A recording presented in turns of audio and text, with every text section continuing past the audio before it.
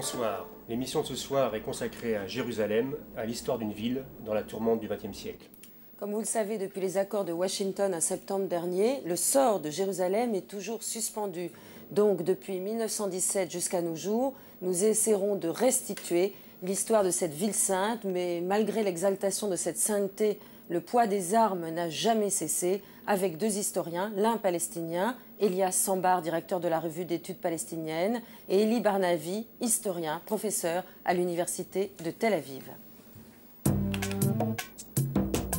3 fois sainte et 17 fois détruite, la ville de la paix a surtout connu la guerre au cours de ses 4000 ans d'histoire. De Nabuchodonosor à Begin, les plus grands stratèges lui ont donné l'assaut. Objet de passion, de fanatisme et de convoitise, le sort de Jérusalem, après les accords fragiles de Washington à l'automne dernier, reste en suspens.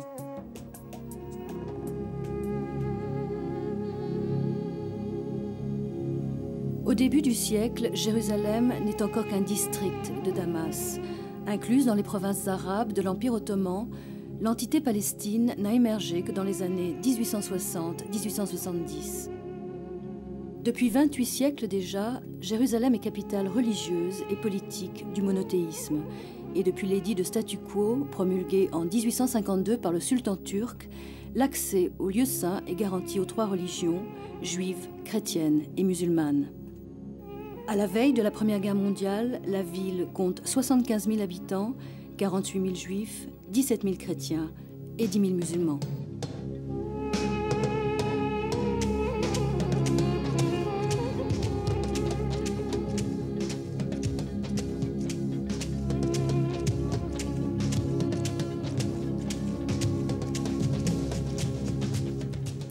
Jérusalem 3 fois sainte, Jérusalem 25 fois détruite, Jérusalem qui fut plus une capitale de la guerre que de la paix.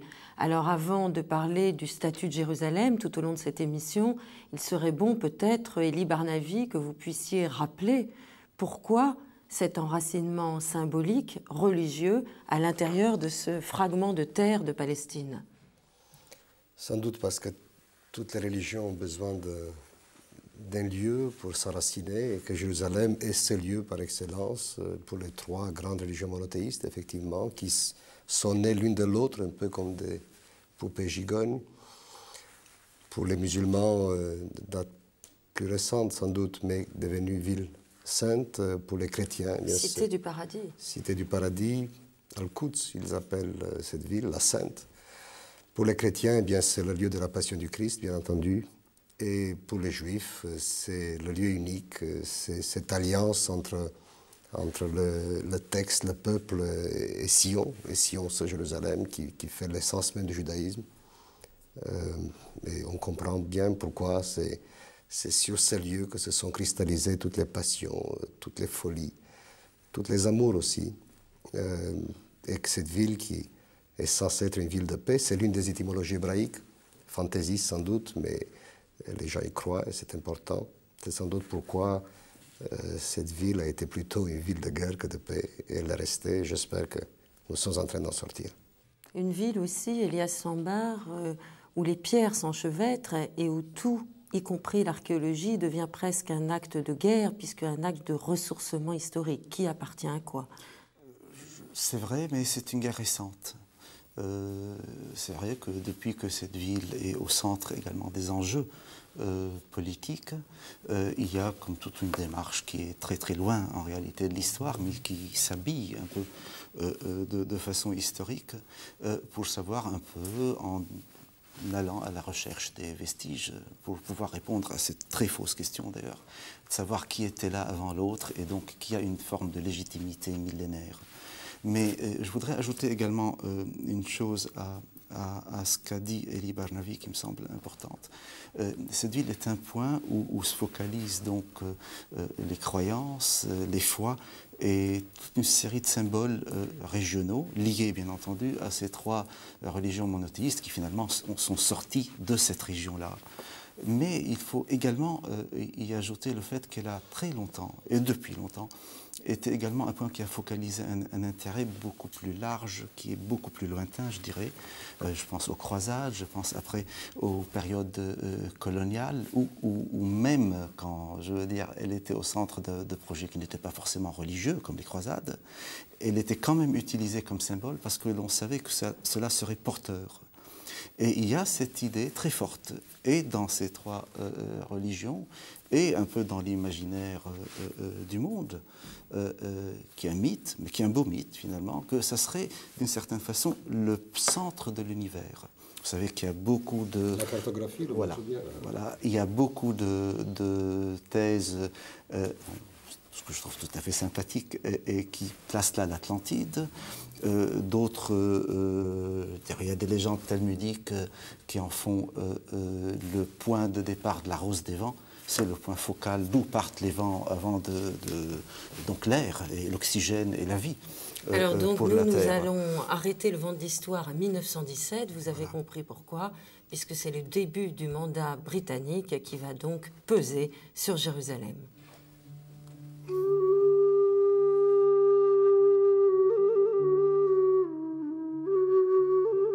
Pendant la Première Guerre mondiale, la Turquie se range du côté de l'Allemagne.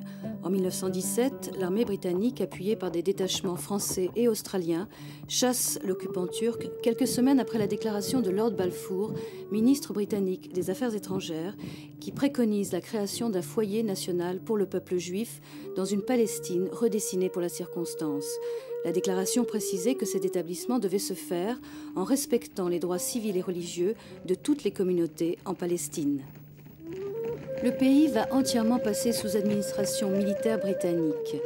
Le 9 décembre 1917, le général anglais Allenby pénètre dans Jérusalem à pied et sans armes par respect pour la sainteté du lieu. La résistance palestinienne s'organise très vite. Dès 1919, Moussa Kassin al-Husseini, le maire de Jérusalem, manifeste au cours du premier congrès palestinien son opposition à la déclaration Balfour et réclame l'indépendance pour une Palestine arabe. Il va être démis de ses fonctions par le haut-commissaire britannique Sir Herbert Samuel, qui en 1920 remplace l'administration militaire.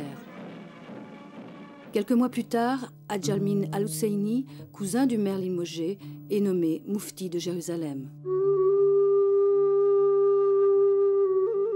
Jérusalem devient le siège de l'administration anglaise, la capitale stratégique des organisations juives et le centre du conseil musulman que dirige le moufti.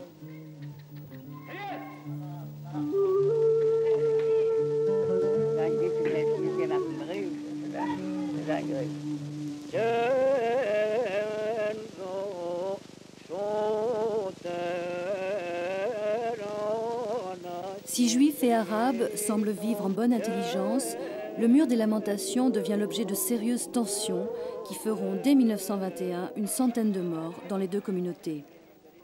En 1922, la Société des Nations approuve l'initiative de Lord Balfour et confie au gouvernement britannique un mandat sur la Palestine.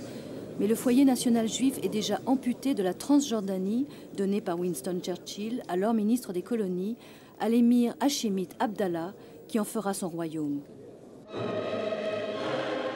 Dès le début des années 20, et malgré les restrictions imposées par les Anglais, des vagues successives d'immigration vont amener en Palestine des milliers de Juifs qui viennent d'Europe poussés à l'immigration par l'antisémitisme qui sévit dans leur pays. Certains communieront dans un sionisme porteur d'un idéalisme pionnier. L'unité de ce peuple pluriculturel va se forger autour de l'hébreu, la langue traditionnelle du clergé, rénovée et imposée par Eliezer ben Yehuda.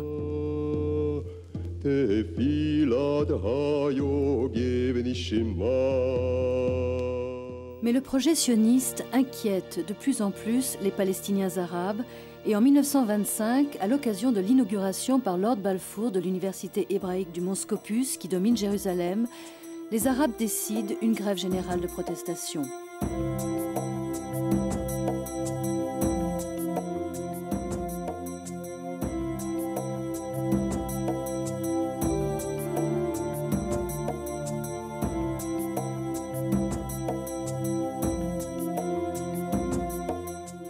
question d'Orient agite les chancelleries depuis le XVIIIe siècle.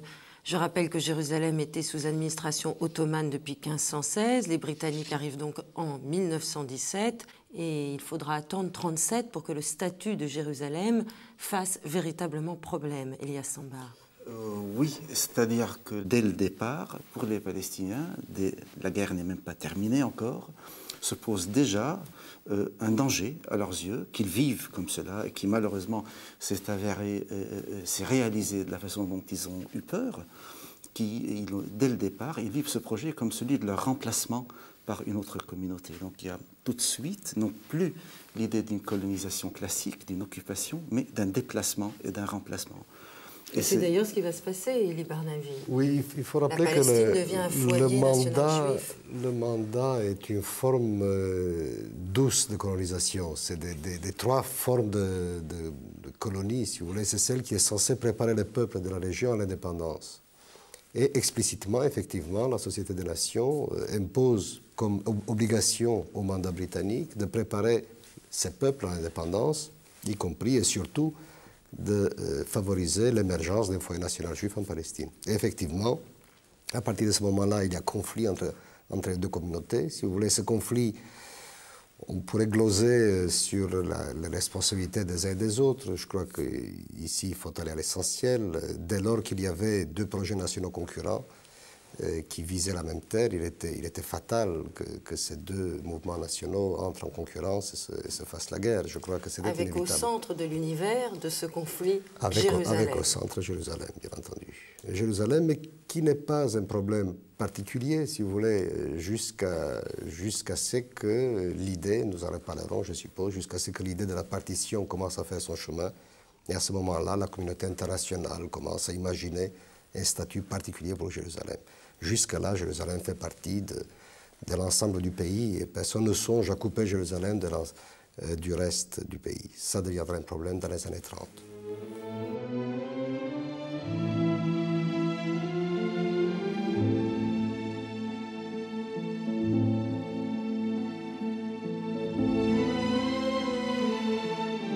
L'immigration va se poursuivre pendant les années 30. Le vent mauvais qui souffle sur l'Europe double la population juive de Palestine qui atteint 400 000 personnes au milieu de la décennie.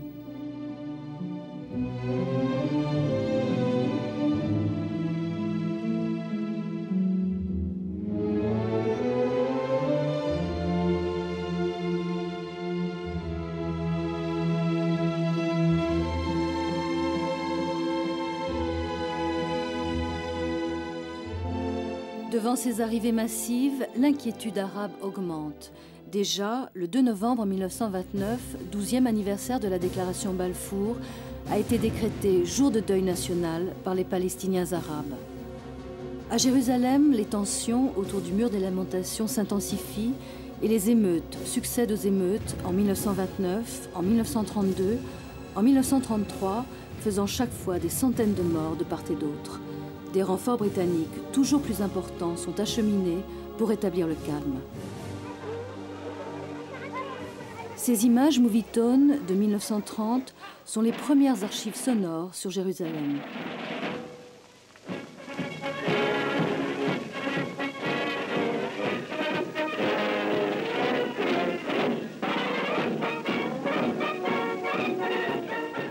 En avril 1936 éclate la grande révolte arabe contre les autorités mandataires et contre la politique d'implantation sioniste. La grève générale et la grève des impôts s'étendent sur l'ensemble du territoire. Devant cette situation explosive, les Anglais nomment une commission d'enquête chargée d'étudier les doléances arabes. La direction palestinienne tempère, puis décide de suspendre la grève. Jérusalem devient donc un enjeu et le terrorisme succède au terrorisme. Et les Palestiniens commettent des actes de terrorisme, les sionistes commettent des actes de terroristes et les Britanniques ont la situation extrêmement difficile. Oui, enfin, il faudrait qu'on s'entende sur les mots. avant de parler de cette période, je ne pense pas que c'était un acte de terrorisme, c'était un mouvement national qui réclamait l'indépendance et qui se heurtait à des unités d'occupation coloniale qui étaient des armées envoyées et de métropole et ou acheminées d'autres parts des dominions, des colonies britanniques. C'est une période très très riche en événements très agités, dans laquelle on ne peut pas dire que Jérusalem est, disons, une finalité en soi, mais Jérusalem est quand même le siège du gouvernement central, le siège de la puissance coloniale, et également, elle est le siège de la direction du mouvement national palestinien, donc qui de plus en plus est disons, structuré autour d'un organe qui s'appelle le Haut Comité arabe, et qui est dirigé par le Moufti de Palestine. Le Moufti a réuni autour de lui tous les chefs de partis palestiniens arabes pour former le Haut Comité arabe, la grande fête religieuse d'Al-Nabi Moussa sur la tombe du prophète Moïse est prétexte à des démonstrations de force sous le regard vigilant des Anglais. En 1937, la commission royale de Lord Peel publie ses conclusions et préconise le partage de la Palestine en un État juif, un État arabe, Jérusalem demeurant sous le contrôle des Anglais. Les sionistes acceptent, les Palestiniens refusent. La police anglaise ne laisse entrer dans la ville sainte aucun étranger sans le fouiller. Malgré la surveillance qui s'exerce sans relâche, des bandits ont fait dérailler un train et ont pu mettre le feu à un pipeline. La police et l'armée britannique s'efforcent de mettre un terme à l'activité des terroristes. L'exil du maire de Jérusalem aux Seychelles et la fuite au Liban du Moufti n'empêchent pas les attentats contre les officiels anglais et contre leurs installations. Dans le secteur de Jérusalem, c'est le propre neveu du Moufti, Abdelkader Al-Husseini, qui dirige la rébellion. Cette grande révolte arabe, appelée par les Anglais « guerre des gangs », ne cessera qu'en 1939. Sur la révolte, j'ai quelques mots à dire qui sont très, à mon avis, tout à fait essentiels pour comprendre cette période. Cette période commence par une grève générale nationale qui, pendant 6 mois, place tout le pays en état de boycott, mais de boycott total. Et d'une certaine façon, la Palestine tout entière sort un peu de la sphère des rapports quotidiens avec l'état du mandat, avec les Britanniques. Une espèce d'interruption du contact. Et c'est dans ce cadre qu'en 1937, sous forme d'une concession, parce que le texte est assez intéressant, le texte de cette commission royale de Lord Peel, donc qui porte le nom de son chef, préconise à ce moment le partage du pays en 2, avec un statut particulier pour Jérusalem. À cause des lieux saints. C'est les lieux saints, c'est également quand même, à mon avis, dans un peu l'arrière-pensée britannique, l'idée de garder un bon pied dans le centre du pouvoir. Vous avez la même opinion, Elie Barnavi? Sous prétexte de sainteté, on garde un pied-à-terre militaire? Je ne pense même pas qu'il se soit vraiment posé la question. C'était tout naturellement que Jérusalem apparaissait comme un problème particulier, comme quelque chose qui appartenait un peu à l'ensemble du monde, à l'ensemble de la communauté internationale. Et ils imaginent donc un statut particulier pour cette ville, avec un couloir d'ailleurs qui va à la mer. C'est une solution tout à fait irréaliste d'ailleurs. Mais enfin, c'est une idée qui fera son chemin et la communauté internationale la ressortira le moment venu. Ce que je voudrais ajouter, c'est que dans ces années 30, les 2 mouvements nationaux se cristallisent et atteignent le point de non-retour. Et on voit bien d'ailleurs l'évolution du mouvement arabe qui étaient les premiers affrontements entre juifs et arabes en Palestine sont des affrontements ethniques, interethniques, n'est-ce pas, c'est début des années 20, puis 29. Pour la première fois, c'est le gouvernement britannique qui est pris pour cible, et la révolte arabe sera tout autant, sinon plus, anti-britannique qu'anti-juive.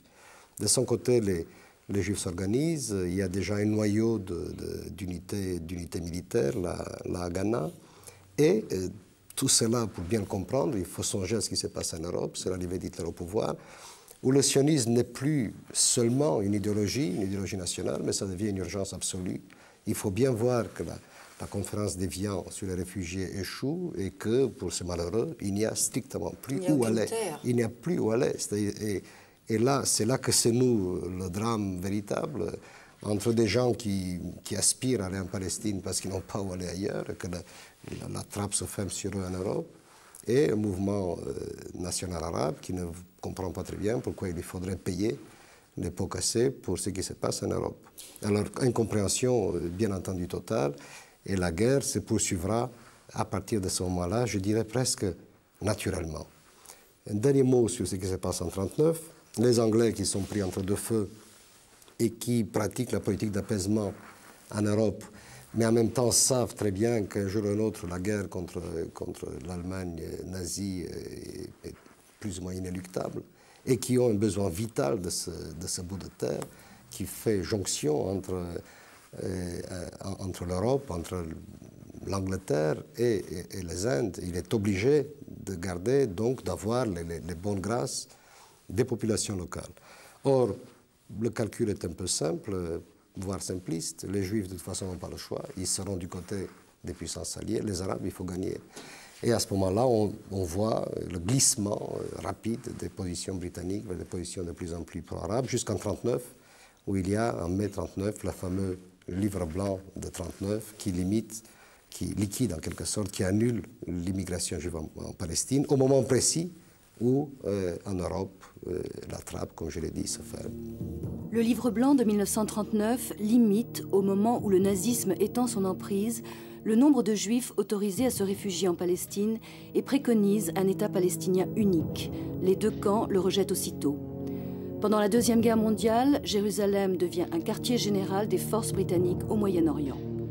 Le Moufti, réfugié au Liban, cherche un appui auprès de Hitler, tandis que les forces de la Haganah, l'armée sioniste en Palestine, s'engagent dans le conflit aux côtés des Alliés. À la fin des hostilités, chaque camp reprend ses positions. Les Arabes revendiquent la souveraineté absolue sur la Palestine et veulent mettre fin à l'immigration juive. Les grandes voies de communication sont gardées militairement. Cependant, l'ardeur des immigrés n'en est pas diminuée. Le Mossad, agence clandestine sioniste, organise l'immigration illégale encouragée par le président américain Truman, qui demande le libre passage pour 100 000 réfugiés juifs. Mais les Anglais appliquent le livre blanc de 1939 et les candidats à l'immigration sont refoulés en Europe ou internés dans des camps en Palestine et à Chypre. En 1947, l'affaire de l'Exodus, arraisonnée par les Anglais qui décident de renvoyer en Allemagne ces 4500 passagers rescapés des camps de la mort, révèle le scandale au monde entier, provoquant une tempête dans l'opinion internationale. À Jérusalem, les ultras de l'Irgun, un mouvement clandestin juif, organisent la lutte armée contre la présence britannique. En 1946, ils font sauter l'hôtel du roi David, siège de l'état-major anglais, faisant 51 morts parmi les militaires. La Grande-Bretagne, qui souhaite se décharger du problème palestinien, se tourne alors vers les Nations Unies. Soviet Union, yes. United Kingdom, abstain.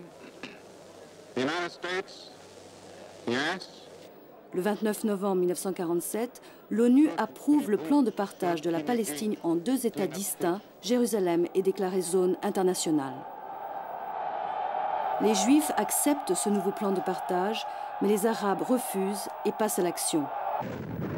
À Jérusalem, comme dans toute la Palestine, des troubles violents provoqués par la nouvelle du partage éclatent un peu partout entre Arabes et Juifs, surtout dans le centre commercial de la ville.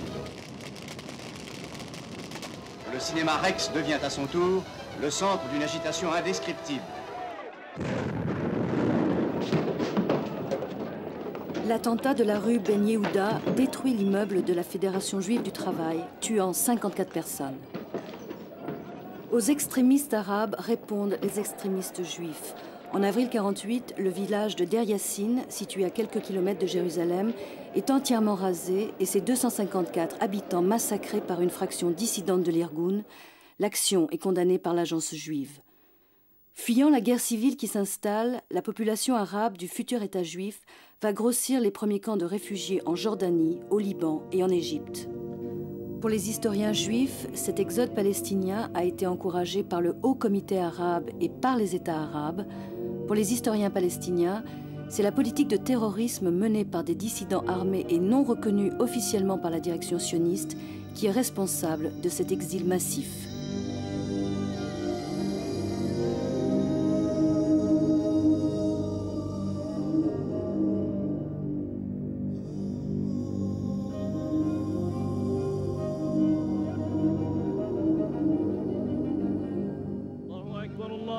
أكبر أشهد أن لا إله إلا الله أشهد أن محمدا رسول الله. À Jérusalem, comme dans tout le pays, l'atmosphère est à la guerre civile. L'accès aux lieux saints, arabes, juifs et chrétiens est encore libre, mais plus pour très longtemps, et sous bonne escorte.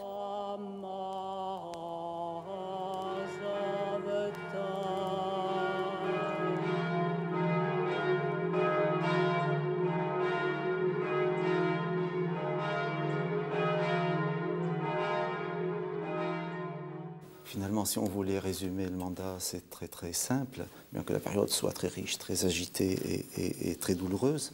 C'est des revendications constantes des Palestiniens, d'arrêter l'immigration, d'arrêter la vente des terres et d'avoir des organes représentatifs de type démocratique. Ça s'appelait un conseil. Ils ont passé le mandat à réclamer un conseil législatif, donc pour aller vers l'indépendance. De l'autre côté, une puissance coloniale qui a toujours joué les arbitres, apparemment impartiaux, entre les deux groupes pour asseoir et perpétuer sa présence et sa domination locale et régionale. Et un drame qui se passe en Europe, qui est ce génocide donc hitlérien, avec, Elie Barnavi disait tout à l'heure, un grand mouvement de réfugiés pour trouver refuge, dans le sens le plus immédiat du terme, et où il faut quand même, et je tiens à le dire non pas seulement en tant qu'historien, mais en tant qu'individu qui a pâti de cela, qui est que quand ces pauvres rescapés sont à la recherche d'un lieu pour échapper au massacre, toutes les portes du monde libre se ferment devant eux. Il faut bien le dire qu'il y a quand même une hypocrisie assez extraordinaire à l'époque d'avoir fermé les portes. Les lois de l'immigration américaine sont ahurissantes pour cette période. Et les lois anglaises également, en pleine guerre. Et donc le mouvement converge un peu par la force des choses vers la Palestine. Après la guerre, c'est fini. Après la guerre, il y a tout un mouvement qui est porté par un autre discours. Et au centre de tout cela, il y a le fait que les Palestiniens n'existent pas. Tout le monde savait qu'ils existaient. Vous avez vu, il y a des révoltes constantes, mais ils ne comptent pas. On ne peut pas les prendre en compte. Ils sont matière négligeable. Et c'est cela qui est la grande déchirure palestinienne et un peu le prélude à ce qui va leur arriver en 1948, qu'ils appellent d'un terme arabe qui est la Nakba, qui signifie la catastrophe. C'est l'année de la catastrophe. C'est un moment où tout d'un coup, tout bascule, où les Anglais qui pouvaient être des arbitres, et c'est pour cela que les révoltes se font contre l'Angleterre. C'est pas que l'on pense pas que le mouvement sioniste est un adversaire, mais parce qu'on pense que les Anglais sont suffisamment puissants pour briser le mouvement sioniste, s'ils sont eux-mêmes embêtés. Donc il y a une espèce de calcul triangulaire, et où l'on constate tout d'un coup que l'Angleterre, qui n'est plus la première puissance du monde, les Américains émergent après la Deuxième Guerre mondiale, lâchent le tablier, je crois que c'est l'expression qu'on utilise, remettent leur tablier et donnent le dossier à l'ONU, comme ils le disent. C'est à ce moment... Et la guerre va commencer. Oui, à ce moment, la guerre... Après la paix de l'ONU, la guerre va immédiatement commencer sur le terrain. Et le départ forcé de centaines de milliers de Palestiniens, il ne faut pas l'oublier, il y a un pays qui coule, qui est, selon l'expression, une très bonne expression, tout d'un coup recouvert par un autre.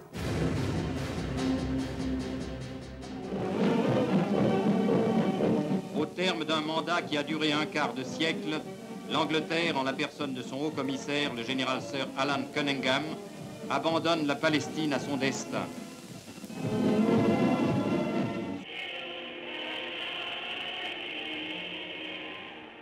Le même jour, David Ben Gourion proclame la création de l'État d'Israël et l'indépendance du pays. Chaim Weizmann est élu président et Ben Gourion Premier ministre.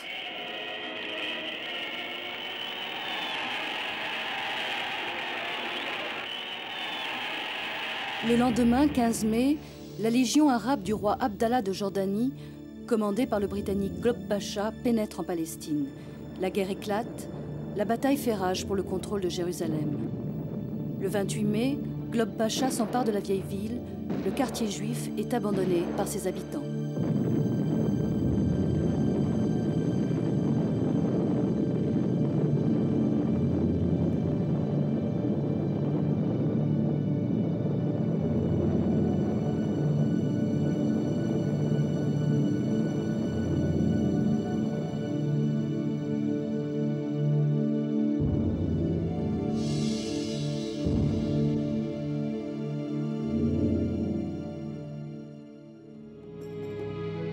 L'armistice d'avril 1949 coupe la ville en deux. D'un côté, la ville nouvelle sous contrôle israélien, de l'autre, la vieille ville avec la quasi-totalité des lieux saints sous contrôle jordanien. Il n'y a plus d'État palestinien arabe, pourtant recommandé par l'ONU. Jérusalem-Ouest est déclarée capitale de l'État d'Israël qui devient membre des Nations Unies. C'est là que s'installent le gouvernement, la Knesset, la Cour de justice et le Grand Rabbinat. Désormais, l'immigration est libre pour les Juifs du monde entier. Près de 100 000 d'entre eux vont venir s'installer entre 1948 et 1967. Mais pendant ces 19 années, l'accès au mur des lamentations leur sera interdit.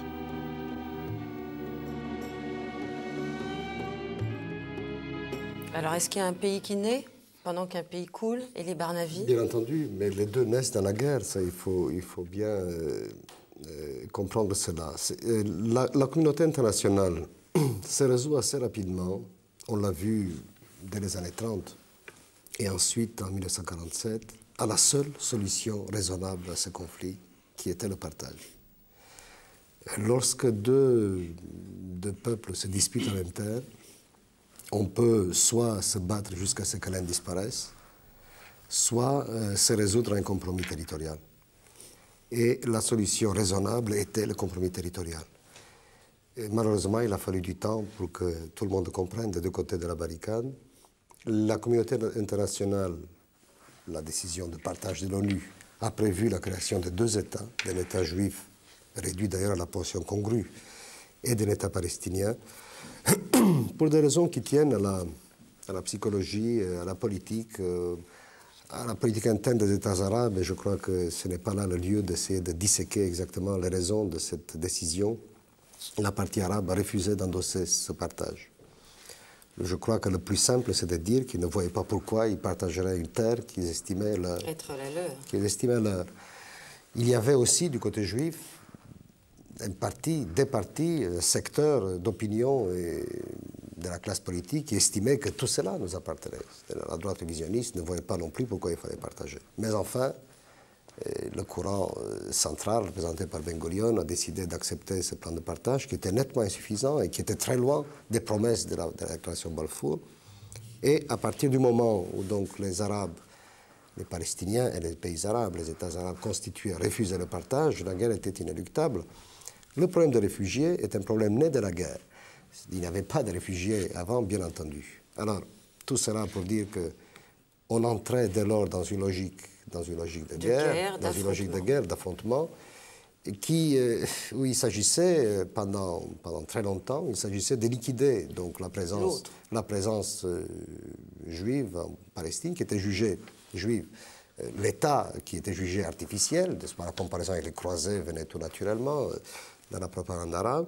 Et cet État a fait la preuve de sa vitalité. Il n'avait pas du tout l'intention de se faire passer pour un avatar des croisés. En même temps, il y a eu, ça il faut le dire aussi, il y a eu déni de l'existence des Palestiniens en tant que groupe national. Les deux refus étaient parfaitement symétriques.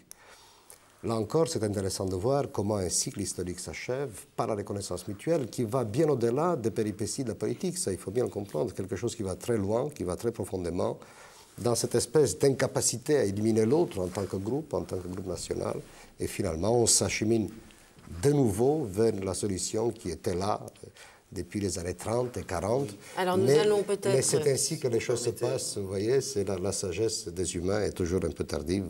Mais nous allons peut-être continuer à suivre le fil chronologique. Un point rapide quand même, parce que cette histoire de la guerre de 48 est cruciale et elle déborde très largement d'ailleurs les débats historiques entre Israéliens et Palestiniens.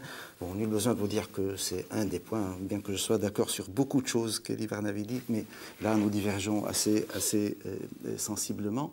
Et c'est un point qui a des répercussions, que je dis encore, qui dépasse le débat historique. Le fait que les réfugiés soient un peu les conséquences d'une guerre. Parce que nous savons que la quasi-totalité des réfugiés de 48 sont sortis de Palestine avant que n'entre le premier soldat arabe en Palestine. Donc l'état du refuge existait déjà à la veille du 15 mai, le pays est déjà vide. Ça, c'est un point quand même très important, factuel, et qui a de grosses conséquences pour savoir si c'est précisément une conséquence ou un préalable à l'entrée des armées arabes. La deuxième chose qui est également... Je n'ai pas parlé des armées arabes. Je parlais de la guerre civile qui commence effectivement avant que les armées... Disons, tout cela éclate. La deuxième chose qui est quand même très importante, c'est que, et qui a disparu subitement de toutes les archives, bien que cela existe à l'ONU, c'est que lors des débats sur le plan de partage, c'est vrai qu'il y a un refus de partager, exactement comme vous l'avez défini, sur la base pourquoi partager ce qui est de toutes les façons notre pays. Mais il y a également, dans le dernier discours prononcé à l'ONU en 1947, et vous savez, de 1947 à 1974, plus de Palestiniens ne se présentera à l'ONU pour parler, c'est un vide total. C'est Arafat qui reviendra en 1974. Donc la dernière voix qui s'exprime lors des débats sur le partage est celle de Jamal Husseini, du Haut Comité arabe. Et Jamal Husseini, dans son discours sur le partage, dans le même texte, refuse le partage et propose la citoyenneté à tout le monde. Propose un État commun. Et c'est bien dommage, et ce n'est pas innocent, que cette portion de discours ait subitement disparu de tous les textes. On ne la retrouve jamais dans les livres d'histoire. Alors, Elias Sambar, si vous le voulez bien, nous allons retrouver le fil chronologique. Nous nous situons donc à Jérusalem à l'aube des années 60. La ville est divisée. D'un côté, l'administration jordanienne, de l'autre, l'administration israélienne.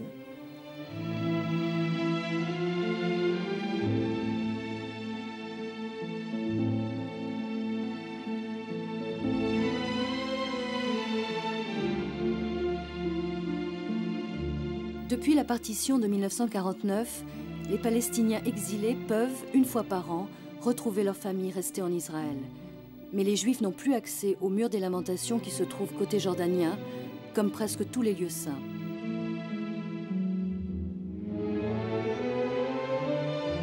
C'est côté jordanien que le pape Paul VI est reçu en 1964 par le roi Hussein.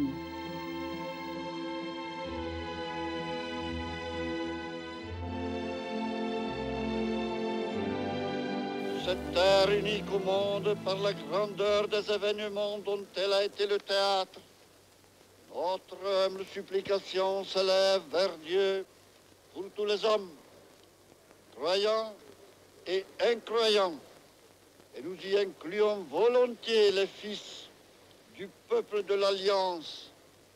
Shalom, shalom.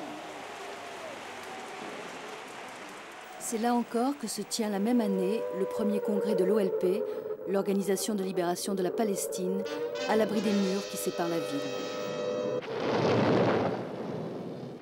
En 1967, éclate la guerre des 6 jours.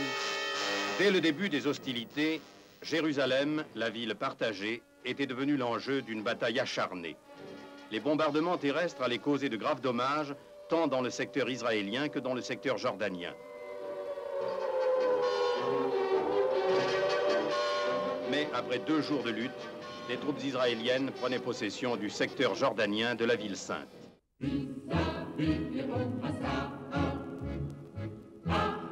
La ville est réunifiée et suivant l'exemple de Moshe Dayan, la population de Jérusalem-Ouest peut à nouveau se recueillir au mur des lamentations.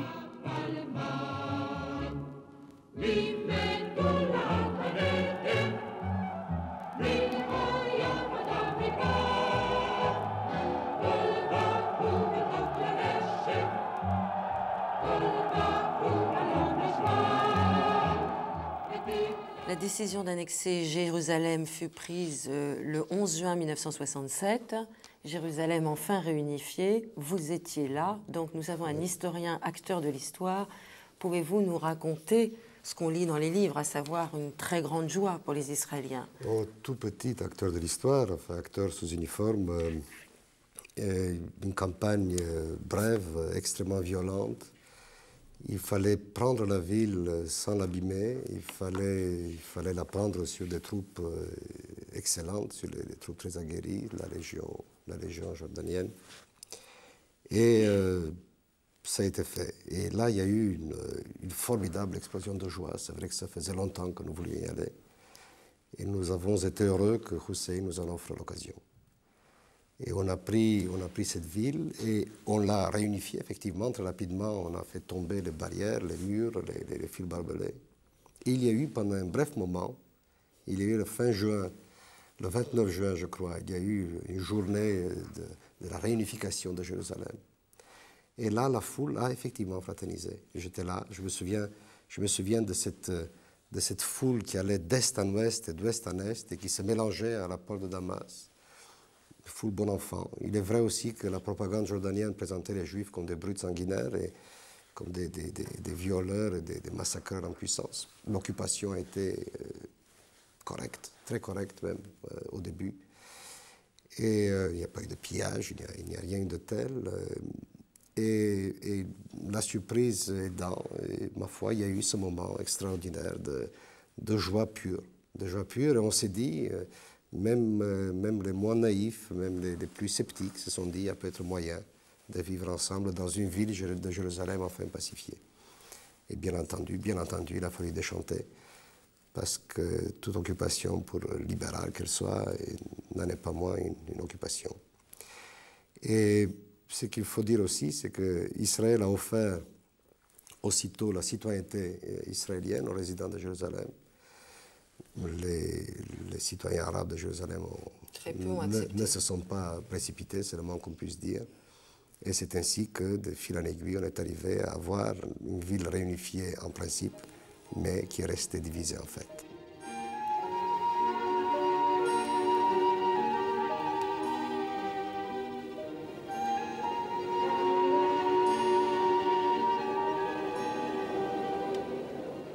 Après la guerre des 6 jours, Jérusalem réunifiée repasse sous contrôle des Israéliens.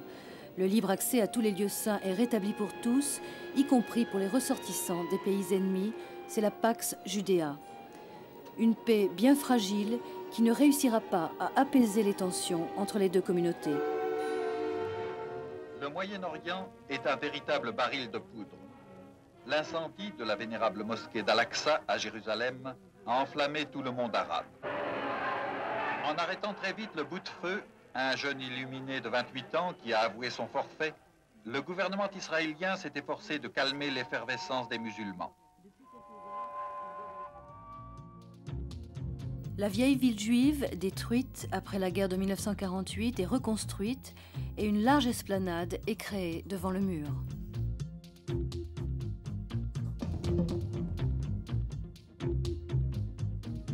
Devant l'afflux croissant des émigrés, la ville s'étend hors de ses murailles, à l'est comme à l'ouest, que ce soit sur les collines ceinturant la capitale de l'État hébreu ou au cœur de la vieille ville. Cette politique d'implantation qui s'effectue en violation des décisions internationales est violemment critiquée par l'OLP.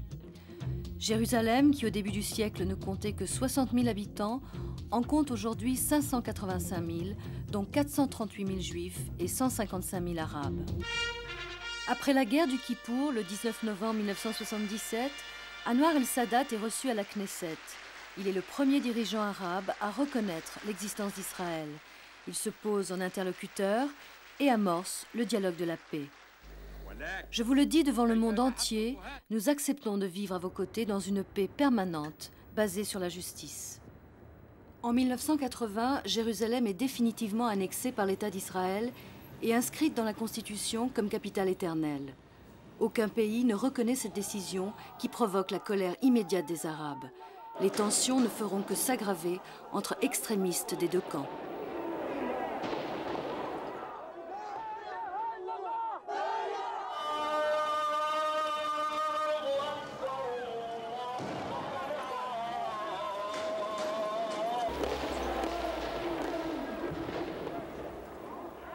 En octobre 90, la fusillade de l'esplanade des mosquées fait 21 morts parmi les Palestiniens et provoque de nouveaux troubles dans la vieille ville sous l'œil impuissant des observateurs de l'ONU. Le 13 septembre 1993, Yasser Arafat et Yitzhak Rabin concluent des accords de paix à Washington. Les frères ennemis se réconcilient et Jérusalem pavoise. La reconnaissance réciproque et simultanée entre les deux peuples commence à se concrétiser. Mais les derniers événements dramatiques démontrent que le cheminement vers la cohabitation pacifique reste long et ardu. Le temps de la paix reste suspendu, il faut encore construire l'essentiel, la réconciliation et la définition d'un statut pour Jérusalem. Maintenant, il va bien falloir prendre ce problème à bras le corps et voir un peu comment on pourra continuer à vivre ensemble, puisqu'il n'est pas question effectivement de rediviser la ville, et en même temps permettre aux quelques 150 000 Arabes de Jérusalem une existence non seulement communautaire, mais une existence nationale. Voilà les pôles du problème, et ce sont ces deux contraires qu'il va falloir réconcilier. C'est possible à mon avis. Alors, les accords de paix de Washington ont soigneusement pris soin d'exclure le statut de Jérusalem, qui cependant devra être réglé d'ici une période de 3 ans. Oui. Comment voyez-vous l'avenir de Jérusalem, Elias Sambar? Il y a plusieurs choses, et l'on peut partir uniquement d'une distinction entre ou d'une mise en parallèle entre deux termes. Elie Barnavi a utilisé le mot de la ville réunifiée. Il faut bien comprendre que du point de vue des Palestiniens, à ce même instant, cette ville était désormais occupée. Donc il y a une occupation, une réunification qui se font face. C'est comme ça que cela est perçu. Maintenant, je crois que dans toute négociation, il faut placer les choses à deux niveaux. Nous avons le niveau strict de la négociation elle-même, c'est-à-dire finalement un jeu qui se passe selon des règles bien établies avec un certain nombre de points de référence. Les références de la négociation sont des résolutions de l'ONU, qui sont la résolution notamment 242, qui inclut l'occupation de Jérusalem dans l'occupation des territoires occupés en 67. Bien sûr, la partie israélienne a une autre lecture de cette résolution, mais il est certain que le texte de référence est celui-là. Là, nous avons les textes, et le traité qui a été signé le 13 septembre à Washington, dans son préambule, dit que le but de ce traité de paix est la mise en application de la 242. Donc, il faut y arriver. Là, ça, c'est un premier volet. Puis, il y a le deuxième, qui est le plus compliqué, qui est qu'une fois qu'on a le droit, une fois qu'on a la reconnaissance qu'une terre est occupée, une fois qu'on voit quelle est l'application des droits, il faut passer après aux choses concrètes. Alors, une double municipalité à Jérusalem? C'est très compliqué. Je vais vous dire, à mon avis, je ne sais pas ce qui va se passer concrètement. Il faut certainement qu'il y ait un premier pas pour rééquilibrer les choses, qui soit précisément celui de la fin de l'occupation pour Jérusalem. Quitte après, c'est comme un préalable pour permettre aux Palestiniens de commencer à imaginer. Je dis imaginer à bon escient parce que je pense que c'est un dossier qui va requérir, contrairement au reste des territoires occupés, beaucoup d'imagination. Il est très compliqué, il est très chargé. C'est vraiment un des plus difficiles. Donc il va falloir faire preuve de beaucoup d'imagination. Mais pour pouvoir passer à l'imagination, il faut passer incontournablement, je dirais, par l'application du droit. C'est-à-dire qu'il faut qu'il y ait un moment d'application du droit en vertu duquel les deux parties seraient aptes et presque libérées pour pouvoir commencer à imaginer. Elie Barnavi a dit tout à l'heure qu'il était possible pour lui d'envisager donc une manière de vivre ensemble, Palestiniens et Israéliens à Jérusalem. Répondriez-vous la même chose? Moi, ce n'est pas que Jérusalem qui m'intéresse. J'appartiens à la génération des Palestiniens qui ont eu 20 ans en 67. Et moi, ma grande aspiration d'homme engagé dans ce mouvement depuis quelques années était pas du tout les deux États. Elle était irréalisable, mais mon aspiration, mon idéal à moi, était un État pour tous. Moi, j'ai toujours milité pour un État pour tous, avec un statut de citoyenneté, et qu'on laisse à chacun la liberté de ses croyances et de sa religion et de ses appartenances familiales, claniques, originelles, ainsi de suite. Mais malheureusement, l'histoire ne s'est pas faite comme ça. Et ce qui me semble aujourd'hui en train de se dessiner, et pour moi, la meilleure solution praticable, mon idéal n'est pas celui-là. Mon idéal est un État démocratique et laïque. C'est sur ces paroles que va s'achever cette émission. Alors, rapidement, plusieurs livres pour continuer cette discussion. Elias Sambar, vous publiez ces jours-ci un livre qui va être publié aux éditions Gallimard Jeunesse. C'est pour la première fois un travail historique qui retrace l'épopée des Palestiniens. Oui, c'est dans la collection Découvertes. Je rappelle aussi que vous êtes directeur de cette revue d'études palestiniennes dont le dernier numéro, avec un olivier sur la couverture, l'olivier étant le symbole de la paix, vient juste de sortir, le numéro 50. Et puis, je voudrais signaler un livre de photographie et de mémoire avant leur diaspora, qui raconte l'épopée des Palestiniens de Walid Khalidi. Et un mot, le livre n'est pas de moi, il se fait que je l'ai traduit, pour connaître un peu la voix intime des Palestiniens, un recueil de poèmes de notre plus grand poète, qui est Mahmoud Darwish, et qui paraît également ces jours-ci aux éditions Actes Sud. Et puis Elie Barnavi, vous avez publié Une histoire moderne d'Israël, qu'on peut trouver dans la collection Chants chez Flammarion, et puis une très belle histoire encyclopédique universelle des Juifs aux éditions Atlas Hachette. Je vous remercie. Merci beaucoup. La semaine prochaine, nous nous retrouverons avec un sujet totalement différent. Nous reviendrons en France et Patrick Rothman vous racontera, en compagnie de l'historien Serge Bernstein, une décennie de révolte, 1963-1973, du concert de la nation jusqu'en 1974, la possibilité pour les jeunes de voter à 18 ans, en passant par la contestation politique et militante de mai 68, comment les jeunes ont pris la parole à défaut de prendre le pouvoir. À la semaine prochaine donc, bonsoir.